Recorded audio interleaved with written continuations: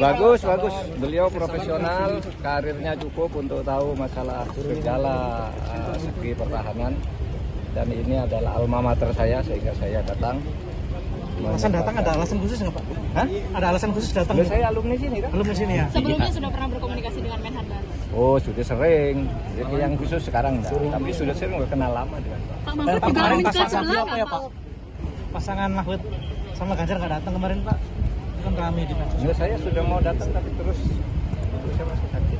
Pak, pertama untuk Pak Syafri apa ya Pak? Pertamanya untuk Pak Syafri itu Wah, Pak Syafri udah lebih tahu kan, sudah disusun oleh tim ya. Tim pemerintahan Pak Syafri. Kira banyak lah. Berarti sosok Pak Syafri itu sosok yang tepat ya untuk melanjutkan Pak Prabowo di pemerintahan? Iyalah, pastilah dipilih oleh presiden itu pasti memenuhi syarat minimal yang dibutuhkan. Untuk kedepannya hubungan sipil militer menurut Pak Mahfud baiknya seperti apa sih Pak?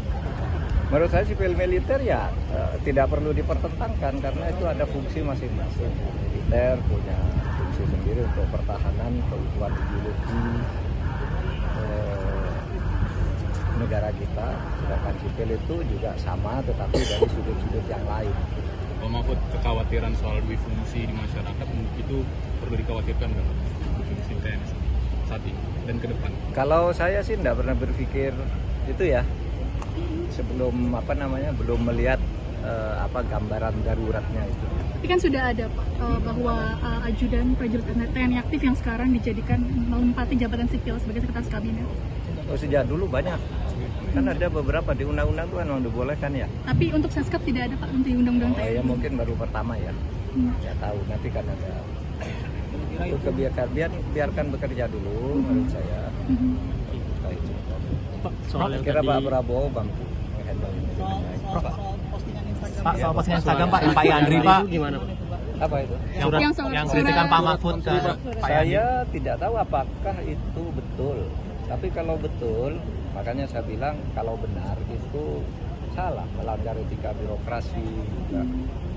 Ya mudah-mudahan nanti segera diklarifikasi. Kan tidak boleh ya urusan pribadi, urusan tahlilan, urusan syukuran gitu lalu menggunakan kop yang stempel menteri. Karena itu berarti lalu menjadi tugas kementerian. Nanti kita tunggu aja lah.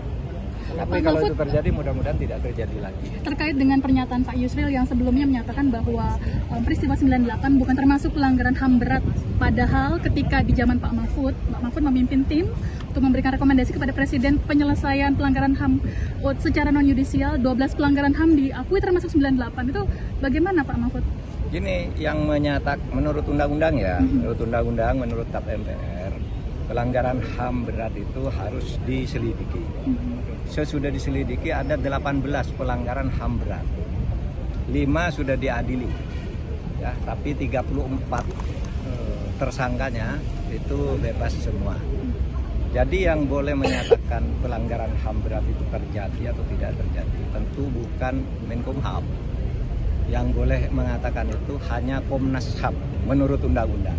Nah, kalau Komnas HAM keliru dalam menyimpulkan itu nanti perlu dikomunikasikan dengan Komnas HAM. Oleh sebab itu waktu saya dulu, karena menurut undang-undang yang menentukan pelanggaran HAM berat itu adalah Komnas HAM, maka apa yang ditetapkan oleh Komnas HAM kita laksanakan seperti yang 12 yang sudah diakui oleh Presiden dan diapresiasi oleh PBB, karena itu ditetapkan oleh lembaga yang menurut undang-undang berwenang menetapkan.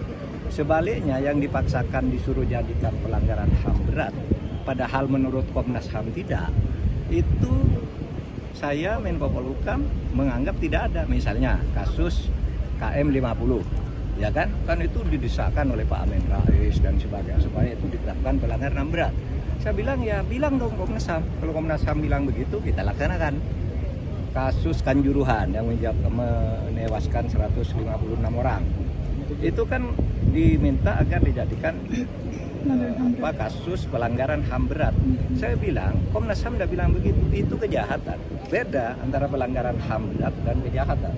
Kejahatan berat korbannya bisa 200 orang, pelanggaran HAM berat itu bisa 2 orang bisa. Karena yang ditentukan itu subjek pelakunya dan korbannya serta bukti-buktinya. So far mungkin Pak Yusril agak masuk akal ketika berpikir selama ini pelanggaran HAM berat itu tidak pernah bisa dibuktikan. Nah itu aja masalahnya. Oleh sebab itu kalau waktu saya tidak menutup kasus itu, tetapi ya sudah ditetapkan oleh Komnas HAM, ya akui saja. Tapi kita tidak pernah minta maaf kepada siapapun. Wah, itu kan kesalahan pemerintah yang lalu-lalu yang sudah ditindak. Gitu ya, cukup ya. Terima kasih Pak.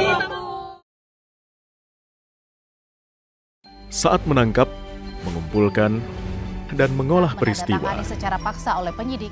kami kerahkan upaya terbaik. Ketika menyampaikan berita serta informasi, kami tak sekadar menyapa. Ada referensi, aspirasi, juga inspirasi yang menjadi misi. Sapa Indonesia di Kompas TV. Independen, terpercaya.